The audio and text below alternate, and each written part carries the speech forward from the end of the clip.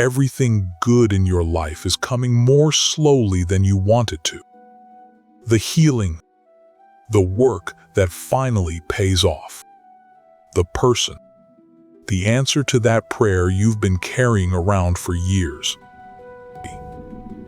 And somewhere inside all that waiting, a quiet fear has moved in, the fear that slow secretly means no. Nobody really says that fear out loud. We just live with it. You watch someone else get their miracle on the very first try. Then you look back at your own long road and you start to wonder what's wrong with you. More than 700 years ago, a poet named Rumi answered that exact fear. And he did it with one of the strangest, most tender little stories he ever told. It's about a pot of water coming up to a boil over a kitchen fire and the small, ordinary thing inside it fighting for its life. Stay with me, because by the end, you'll see why the slowest season you've ever lived through might be doing more work in you than all the fast ones put together. And you'll find out what the old Arabic word for patience, sabr, actually means. Because honestly, it doesn't mean what we've been told.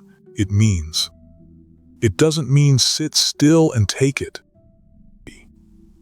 Tucked inside that one little word is the whole secret. We live in the fastest world that has ever existed. Same-day delivery, instant answers, a skip button on nearly everything. We've quietly built a whole civilization around never having to wait, and it worked for everything that doesn't really matter. Because the things that do matter just refuse to speed up. Grief still takes the time it takes. So does trust, so does skill, so does a broken heart mending, a child growing, a calling slowly finding its feet. Nobody ships those overnight. No one ever has. Somewhere we stopped believing that. We tap our feet at the microwave. We feel the loading bar in our own chest. The speed of everything else has taught us to read slowness as failure, to hear every delay as a verdict. If the door hasn't opened yet, we decide it's locked. If the prayer hasn't been answered yet, we decide the answer is no. And somewhere along the way, we lost the third possibility that a thing can be neither given yet nor denied. That it could still just be in the making. And Rumi knew this ache from the inside. He fled a war as a child. He lost the friend he loved most and never got him back. He lived in the age of caravans, where anything worth having arrived slowly or not at all. Grain by the season, letters by the month, mastery by the decade.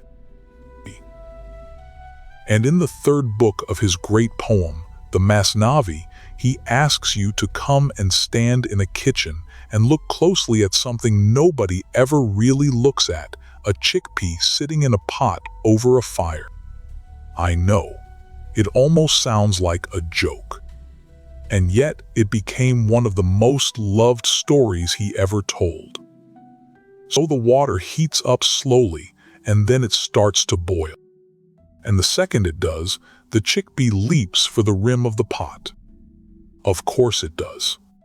Everything in it is screaming, "Get out."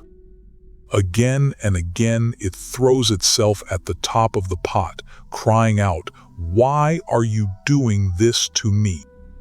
You're the one who bought me, you chose me, you carried me home, so why the fire?" And every one of us has prayed that exact prayer. And the cook, this is Rumi's image, knocks it gently back down with her ladle. Not out of cruelty. She keeps it there in the heat. And the whole time she's talking to it. "I'm not boiling you because I hate you," she says. "Boil away. Not so you'll be destroyed, but so you'll take on flavor. So you'll become nourishment, and strength and get to mingle with the living. This isn't you being ruined, little one. This is you becoming useful to something greater than yourself. But the chickpea can't take that in yet. It's still fighting the ladle. And then the cook says the line that stayed with readers for 7 centuries. When you were green in the garden, she tells it, you drank the rain freely. And all that water drinking was for the sake of this fire. Stay with that one line for a second, because it quietly turns the whole thing over. All the ease you ever drank in, the good years, the green seasons, it was for the sake of this fire. See, the chickpea is certain that the heat is the end of its life. And Rumi says, no, the heat is the middle of it. A raw chickpea is no use to anyone. It holds on to its shape and it loses its purpose. The boiling isn't the thing happening instead of its becoming. The boiling is the becoming. And that pot, Rumi says, that pot is you. The slow season you're sitting in right now, the one that feels like punishment, like you've been forgotten on the stove, look again. Something in there is cooking, and it's you. Which brings us right back to that word, sabr. We translate it as patience, and then we hear it the way our world uses the word. Sit quietly, do nothing, wait your turn. Something passive, something kind of limp. But see, that isn't the Arabic at all. In the old lexicons, the root of sabr means to bind, to hold fast, to tie a thing in place so it can't fly apart. It's what you do with something that would otherwise bolt on you. And even the desert knows this. In Arabic, the cactus is called sabbar, literally, the patient one. Not because it's waiting around for anything, because it stands. It holds its water through years of drought, staying green in a landscape that kills almost everything else. That's what patience actually looks like to the language itself, the most stubborn life in the desert. Al-Ghazali, the great teacher, gave an entire book of his masterwork to Sabr, and he described it as a kind of battle, one force inside you holding its ground against another. The urge to bolt meeting the deeper thing in you that stays. And the Prophet Muhammad, peace be upon him, said that patience is at the first blow, not later, once the shock has worn off. At the first blow. Sabr is the stance you take at the moment of impact. So no, Sabr was never passive waiting. It never was. Sabr is active steadfastness. It's the decision, renewed every morning, to hold your position while the slow thing finishes, becoming. It isn't the absence of action. On the hard days, trust me, it's the hardest action there is. The Qur'an says, God is with the patient. Just listen to that little word.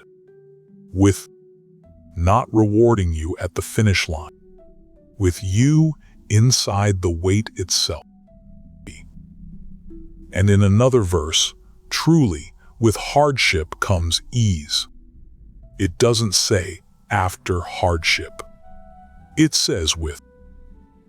So what does this actually look like in an ordinary week in your slow season?